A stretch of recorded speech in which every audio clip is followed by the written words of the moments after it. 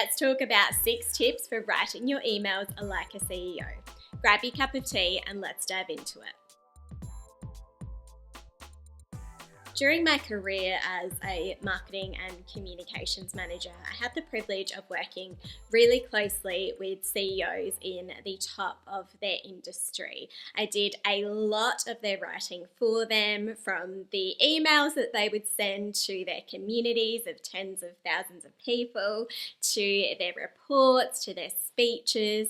But one thing I certainly wasn't doing was writing their day-to-day emails that they would send to their various contacts and across the industry.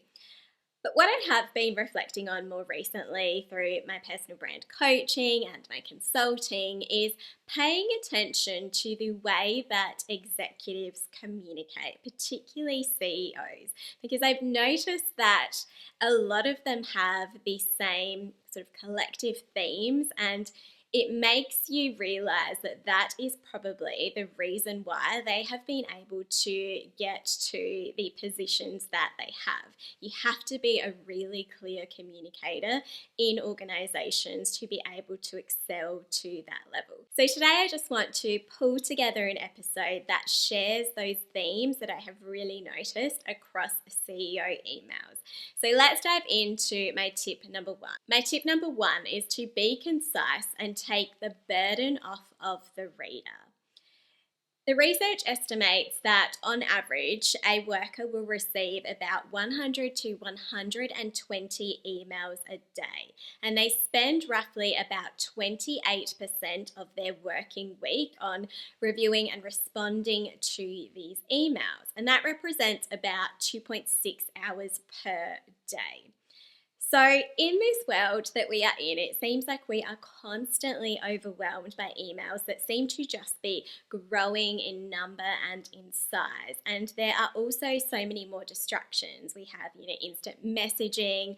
We have other online platforms that you might be communicating on. We have social media to think about as well. So more and more emails are becoming a burden to people. And if you work in a corporate environment, if you work for yourself, whatever your scenario is, it's likely that you feel some level of overwhelm when it comes to your emails. I know that this used to be one of the most stressful parts of my job, and I can well and truly say that I was definitely receiving over 100 emails a day in the work that I've done, and that's just the average for people. So think about when you are sending an email, that it is in some way a burden to the person that you are sending it to. Even if they wanted your response, even if they've been actively looking forward to hearing what you have to say, in some way it requires time and energy for them to be able to process that email. And I want you to really think about this when you are writing your emails, and try and put yourself in that person's position and have empathy as to that energy and that effort that is required to process your communication. And that will help you to be much more concise and clear in your message. There is a famous saying that says, "I would have written a shorter letter if I had more time." And emails are the modern day equivalent of that sentiment. When you write, a big fluffy email that has tons of information and is your brain dump of your thoughts, you aren't actually doing your reader a favor. It becomes really difficult for them to be able to understand your point or what it is that you need from them. So be concise in your email and speak with clarity. This also communicates confidence and calmness, which is what you would expect from a CEO. They never seem to be frazzled in their emails. They never seem confused or thinking out loud or brain dumping. They seem really calm and clear and confident in their messaging. So some of the ways that you can action being more concise in your emails is to avoid overqualifiers. For example, instead of saying "I strongly recommend," you would just say "I recommend." You're getting straight to the point and cutting out the unnecessary word, which is another thing that you can do throughout your emails. Cut out any excessive words that don't actually add any value to your communication. What I like to do is cut out every word that is able to be cut out while still making the point. I heard someone say this about writing in general once. How do you say that exact thing in the least amount of words while having it still make sense? And to get even more specific about excessive words, remove filler words. For example, I know I can be guilty of doing this and I have to often go back and correct it, but remove words like just from your email. Again, that's not actually in most cases adding any value to your communication. It is diluting the point that you want to make, and it's making you sound like you have a more passive voice instead of an active voice. What you can also do is remove any unnecessary phrases.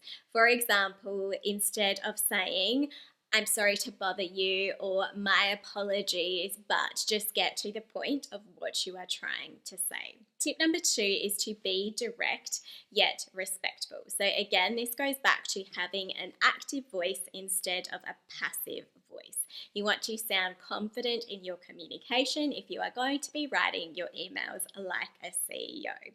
Being direct can sometimes seem really blunt. So that is just something that I also like to keep in mind. And what I find is that some CEOs like to completely remove any salutation from their emails. For example, they don't have a hi, they don't have a kind regards or anything like that in their emails. But what I personally like to do is at the very least include a hi and include a thank you or a sign off in some way. Because sometimes just the bluntness of being really direct in the rest of your communication has the potential to be misunderstood. So I think that just having a hi or a thank you at the end of your email helps to remove any potential misunderstanding about the sentiment or the tone of your email, while allowing you to be really clear in the body of your email. And it only takes a couple of seconds to be able to add on those elements. When it comes to being more direct, also think about how you can include action-orientated verbs, or where there is a alternative that just elevates your communication further. For example, instead of saying "I suggest" and sharing your idea or your thoughts, say "I recommend." That just sounds more confident in your conviction about what it is that you are communicating. Tip number 3 is to lead with your hook. Now, as a general rule of writing, don't bury the lead. When you are writing a piece of communication, there is always usually some sort of hook involved in, say, an article or a social media post that encourages people to be drawn in to that communication. Now, apply the same thinking when it comes to your email, and keep in mind the level of how busy the person on the other side of that email is. What is the hook of your email? What is the intention of your email? Make that really clear to the reader up front so they know what to expect from that communication, or what you are actually trying to get out of that communication without having to read through tons of detail in your email. For example, you can start to be a lot more meticulous when it comes to your subject lines. If you're being really honest with yourself, how much effort do you put into making your subject lines as clear as possible, as well formatted as possible? For example, if you need someone to do a particular thing, you might title that email as "action required" and then highlight what that action is that's required from that email. If you have a request, you might say "request for." Start to get in the habit of formatting your emails in a particular way so that people know that when they get that email from you, that there is a certain expectation around that communication. And speaking of formatting, that brings me to tip number 4, and that is to sequence your points. I know that in a lot of the work that I have done, I often have to make a few different points, and I have, by the way, been guilty of doing the opposite of everything I am discussing today. So this has been a journey for me to get to this point, to really pay attention to how other people communicate so well in their emails. And this is something that I have noticed CEOs doing a lot, which I really, really love.